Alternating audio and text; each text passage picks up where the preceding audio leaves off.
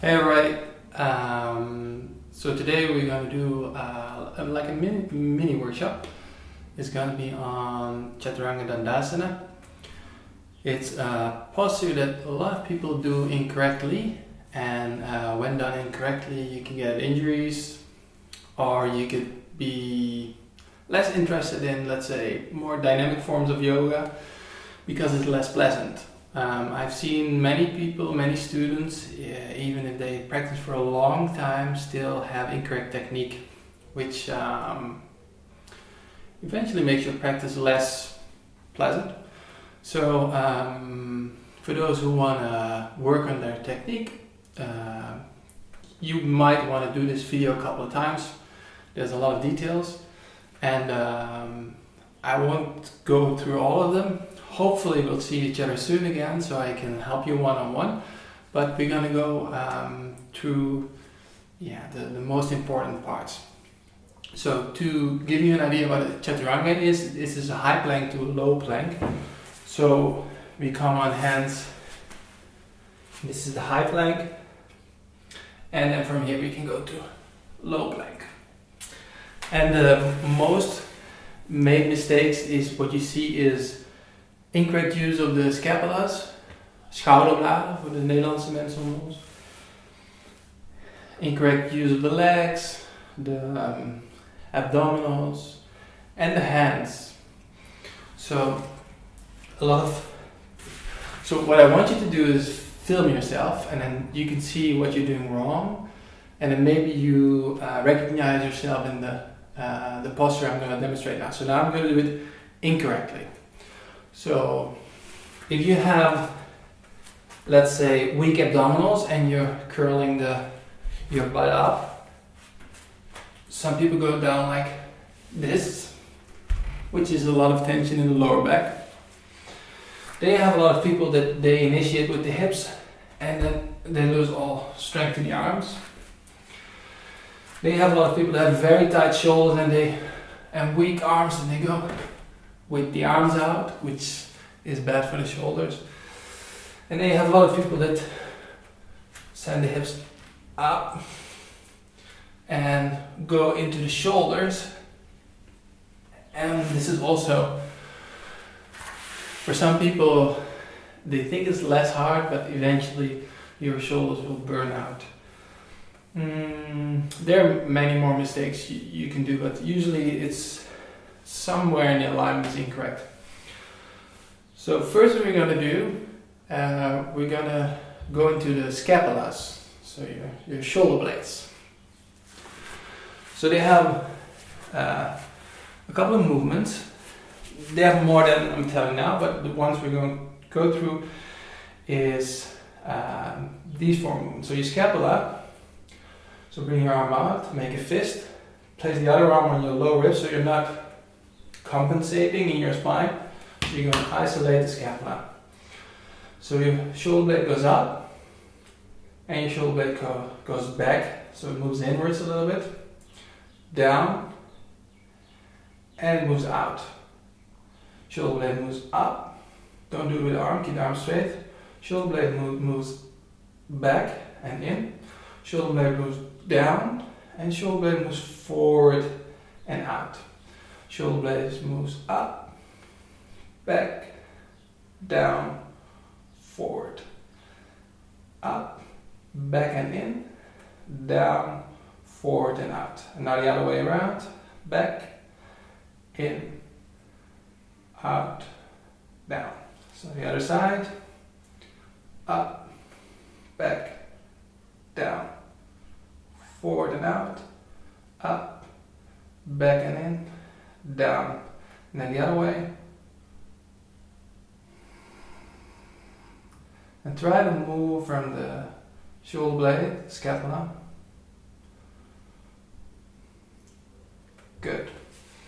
So the reason I want you to understand this is because most people think you have to have very strong arms to have a good Chaturanga, but it's not true. You have to have a good understanding of the shoulder blades and connection through your whole shoulder girdle. So to give you an idea, most people, they sit in a computer posture. So the shoulders roll up and forward, which makes the shoulder blades move out and up. So the muscles in between are weak. We're gonna come back to this. And the other way, so down and in, is underdeveloped because of this. And that's why your Chatturanga is hard for most of us. So we're gonna come back to this. If it doesn't make sense, it'll make sense later on. So you can grab a block. If you don't have a block, you can grab anything that's you can push into. Could be, I don't know, a book or something. So put the video on pause or come back. Okay. And then we bring the elbows 90 degrees. And then the shoulders and elbows are in one line. Okay. And then we push lightly into the block. And then the shoulder blades move down and out. And elbows move in a little bit together. One line with the shoulders. Now you feel maybe some activation in your large back muscles, latissimus dorsi and serratus anterior. And now push into the block. And now you feel, keep the lower ribs in. And now you feel your back muscles, your whole shoulder girdle activating. Good. Okay, release. So what you want to feel, you can see it in my back muscles, is that if you're in the computer movement, chest is dropping and this is inactive. And now you see here, when I use my scapulas properly, you see my back muscles engaging. So to give you an idea, computer posture, scapulas move up and out. And now in the posture we just did with the block, scapulas move down and out.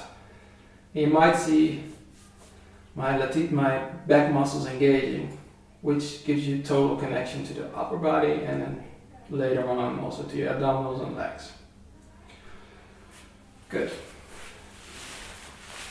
Now, to continue, you're going to grab the block again. And now bring the elbows again, 90 degrees. Bring the elbows in. Shoulder blade moves down and out. Spreading the shoulder blades like wings over the back. And now push the block. Again you feel the back engaging. And now move the shoulder blades up and in. Okay, now you feel your neck tightening. This is when you're very stressed. Move the shoulder blades out. And now you feel your shoulders maybe engaging. Shoulder blades down. You feel your back. Shoulder blades up. And you feel your shoulders. See, they tend to go out. So when you correctly use your shoulder blades, you're going to use your whole upper back shoulder girdle to carry you instead of this, only your shoulder. So carrying your whole weight with a small muscle group is much harder than a big muscle group, even though in the beginning you might think this is stronger because your scapulas in certain movement, because you sit all day like this, is a little bit weak. Okay, let's continue. So come on your hands and knees. And then first thing we're going to do is we're going to move the hands. So most people have their middle fingers in one line with the long side of the mat. But if you have very tight shoulders, and most people, they have shoulders roll in, when the hands are like this, they stay here. So what you want to do is roll the hands out, see? So your index finger is in one line with the mat, and then you can move your scapulas in the correct position, your shoulder blades. So for most people, when the shoulder is very tight, you see them the hands moving in, elbows moving out, and they go down like this. Which, if you do this 20 times or 50 during class, you'll walk out during class like this, which is not the thing you want to do.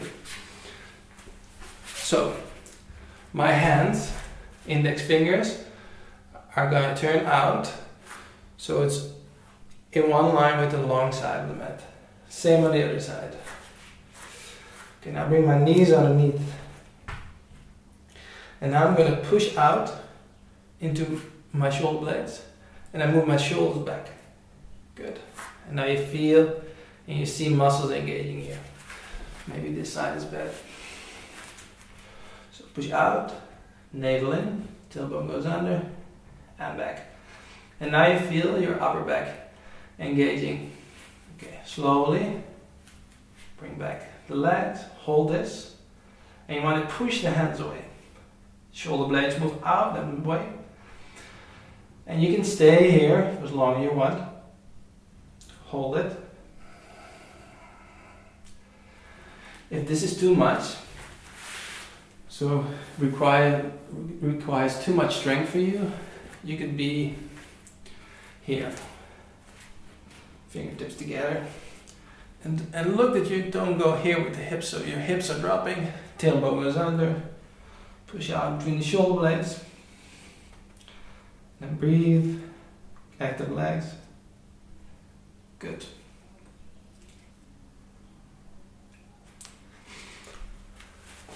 Okay. So you can do this for as long as you want to. So shoulder blades go out and down. Push out. Then we engage the upper back. So first position I want people to learn, and this can also be in your knees if you're missing strength, is moving the upper body into 90 degrees position, because going deeper requires more strength in our weak spots in our scapulas. So if you're here, you push out, chin goes forward a little bit, and then we initiate with our sternum and go forward. We push the hands away when we go down, and then we stop here, and then we prepare ourselves for up dog. So don't go any deeper. So again, we push out, watch the hips, so pubic bone lifts, tailbone goes under, legs are active, push out, scapula, shoulder blades move away. And then push the hands away, stop, the elbows next to the body, and then we go up. Good. So practice this a couple of times. It's going to be a little bit hard. And if you feel your shoulder blades have the tendency to move up, you feel that the shoulders roll in. You don't want to do this because this will injure you eventually. If you can't do this, from a high plank, just go here. So push out, bring the weight forward, initiate with the chest, keep pushing the hands away, and then stop, and then go up. Okay, try this as many times if you want. It's quite tiring. Good. Another thing you want to learn is moving the elbows closer into the body, which makes the connection with the shoulder blades to the back muscles even stronger. So imagine your hands, they're in the mat, and you move them out, but they're in the mat, so they're staying here. So let's say I have my hands in the mat, and if my shoulders roll in, my elbows go out, right? But I don't want this. I want my scapulas to move back. So what I do, I roll, I turn my hands out so that the elbows go in. So I'll show you. If I don't turn my hands out and I go into my imbalance, so my elbows go out like this is no good.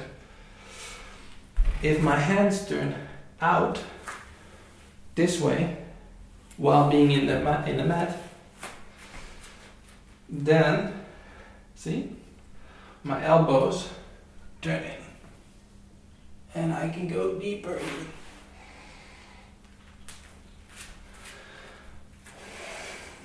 So, as a beginning, come on your knees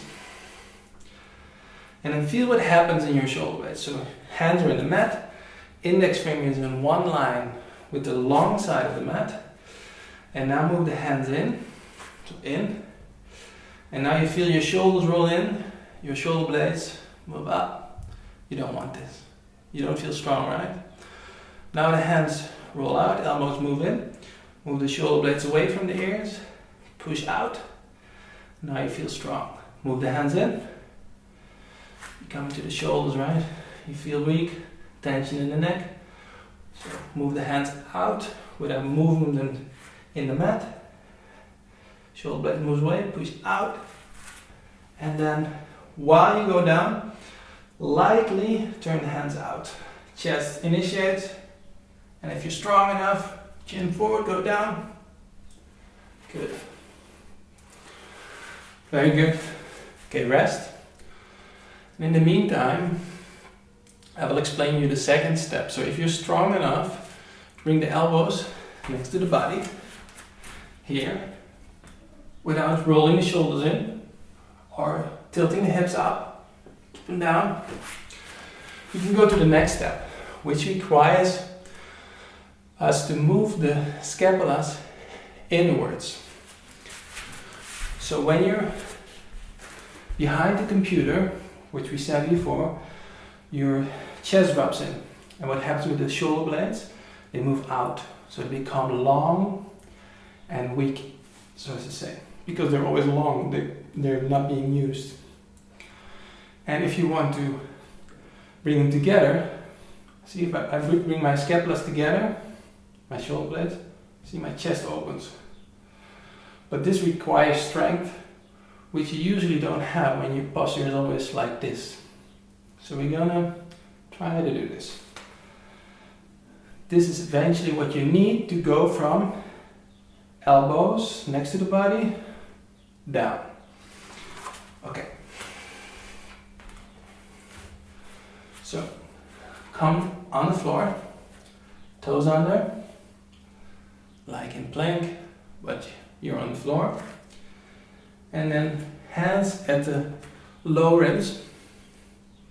And now move the shoulders away, in, shoulder blades in, and back. Lift the navel, lift the legs, ground the hands. And then we come back, do the chin in. And then we push up. Okay. Again. Toes in. Scapulas move back.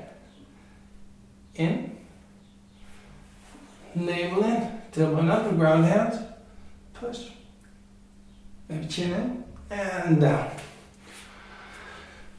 This is very heavy, but what we want is the inside of the shoulder blades to be active.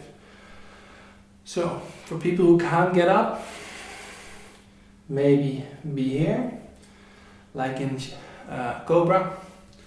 So lift the hands at the shoulders, then elbows come back. Now you feel the scapulas move together.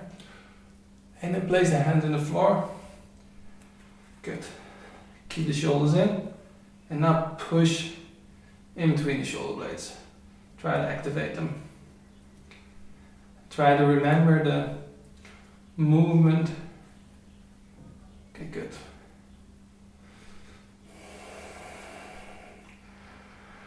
Okay, relax. Okay, now we come up to hands and knees.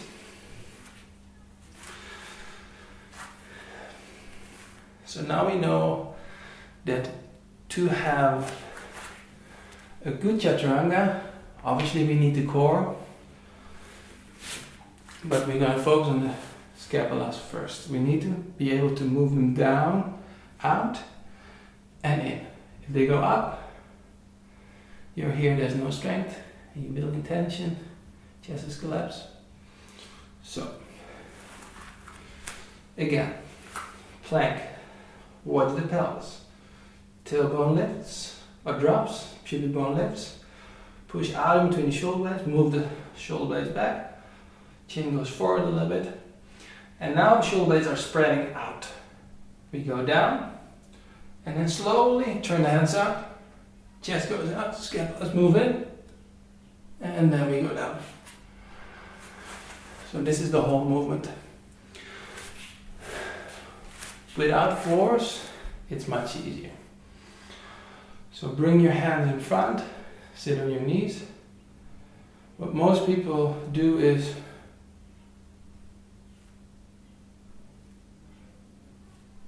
they only move the shoulders. See? Okay, now push the hands, shoulder blades go down, and now bring the chest forward, scapulas back. And now push away, shoulder blades move down and out. Don't compensate the lower back, only upper back. And then waving with the shoulder blades. You can also use a wall for this. Well, so you can be, let me get something that is, well, imagine a wall. I don't want to get my walls dirty. If you want to use more force, place your hands on the floor. We go into scapulas push-ups. So you drop the scapulas. So keep the tailbone lifted, navel in, lower ribs in, and then push out in between the shoulder blades move back, and then drop the shoulder blades together. Out and back and together. Up. And this is the movement most people who can't do a proper Chatturanga have a really hard time with. Scapular movement, which is also a big thing in posture. Okay, good. So I'm already feeling this, so you might be feeling this too. If you want to slow things down, pause the video, work on it.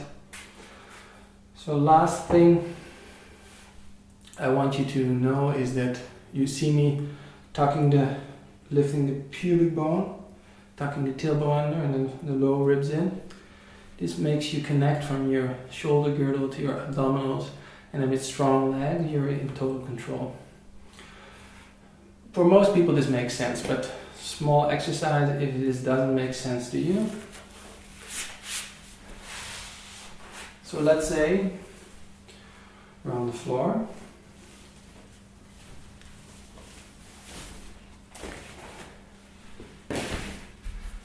And my lower back is hollow. Yeah? So now my pubic bone goes in between the legs and my tailbone goes back. I already feel a little bit of compression in the lower back. So push your hands out. See, it's already harder to control your shoulder blades. And now lift the legs. Doesn't feel good. You feel some pressure in the lower back, which you usually feel less because your feet are in the floor. Okay, now move the other way. So lift your pubic bone, push your tailbone to your heels, and now push the lower back into the mat. Pull the lower ribs in, and feel the pubic bone pull into the navel. And now lift the legs. Now you feel that your abdominals engage, scapulas move away, and then maybe you can push out or stay here. Okay, now drop the tailbone the other way, and immediately you lose control. So, together with the scapulas, correct scapular movement, you also want proper pelvis position. So, this is correct. in this posture. And this is incorrect because you lose connection, because your abdominals are long, you have compression in your lower back, and here your abdominals are engaged and your lower back is long and safe. So this is the last part. So for all of you who struggle with this, you might want to film yourself, and you're more than free to ask me questions on this video. It's a little bit of an improvisation. We might do it again in a more professional way, I don't know. Anyway, thank you everybody for watching, and please, if you want to know more, send me a message through email or social media, and we're going to do more of this. So if you have any requests, just please let me know. Thank you. Namaste. Have a nice day.